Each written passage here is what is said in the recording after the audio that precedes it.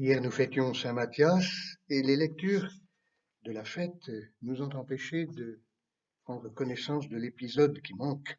Par conséquent, pour bien comprendre la première lecture d'aujourd'hui, et je vous invite donc, si vous souhaitez, à prendre votre Bible et à lire le passage du livre des Actes des Apôtres au chapitre 15, versets 7 à 21, qui nous raconte le premier concile de l'histoire de l'Église, le concile de Jérusalem. Et c'est la conclusion de ce concile qui nous est donnée aujourd'hui dans les versets 22 et 31 du même chapitre 15. Et c'est très intéressant de méditer sur ces conclusions, non pas tellement d'ailleurs quant à leur contenu, qui est assez simple, il faut bien le dire, et qui est périmé dans nos manières actuelles de vivre, mais plutôt sur la procédure, si j'ose dire, sur ce que l'Église de Jérusalem, l'Église à Jérusalem a accompli dans ce concile. Et c'est pour ça d'ailleurs que le passage précédent est intéressant.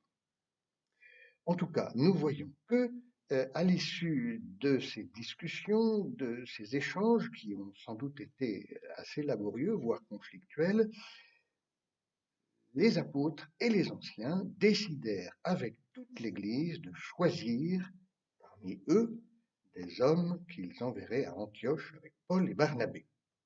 C'étaient des hommes qui avaient de l'autorité parmi les frères, Jude, appelé aussi Barsabas, et Silas. Donc il y a un choix qui est unanime d'envoyer à Antioche des délégués de l'Église qui ont été choisis parmi les frères, de la même manière que les apôtres ont été choisis par Jésus. Et cela vient en écho de l'évangile d'aujourd'hui, justement, où Jésus dit à ses apôtres, ce n'est pas vous qui m'avez choisi, c'est moi qui vous ai choisi et établi afin que vous alliez, que vous portiez du fruit et que votre fruit demeure. Les envoyés de l'église de Jérusalem, Paul, Barnabé, Jude et Silas, sont justement choisis par l'Église au nom de Jésus et grâce au Saint-Esprit pour aller, pour porter du fruit. Un fruit de réconciliation éventuellement et de paix sur la manière de vivre en chrétien lorsqu'on est d'origine païenne.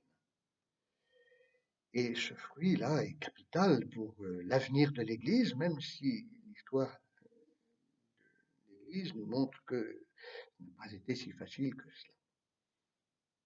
Alors, pour nous, 2000 ans après, ou presque, c'est important de méditer sur cette manière de faire de l'Esprit Saint parmi nous, dans l'Église. Parce que même si nous n'avons pas l'autorité de Paul, Barnabé, Jude, de Silas, nous sommes, comme baptisés, nous aussi, envoyés, choisis par Dieu et envoyés pour aller, pour porter du fruit. Il ne faut pas se faire du cinéma, si je me permets de le dire. Cet envoi, ce fruit, ce ne sont pas d'abord, très rarement, des choses extraordinaires, spectaculaires. Et justement, le déroulement du Concile de Jérusalem nous montre à quel point les choses ont été laborieuses.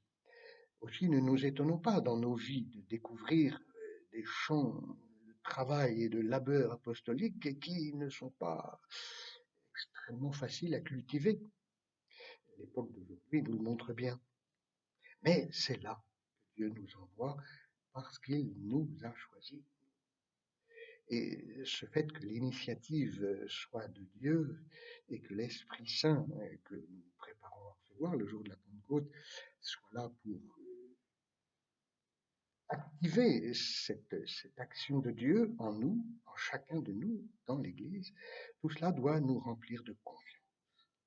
C'est cela que nous demanderons aujourd'hui, cette confiance dans l'action de Dieu à travers l'Église pour chacun de nous.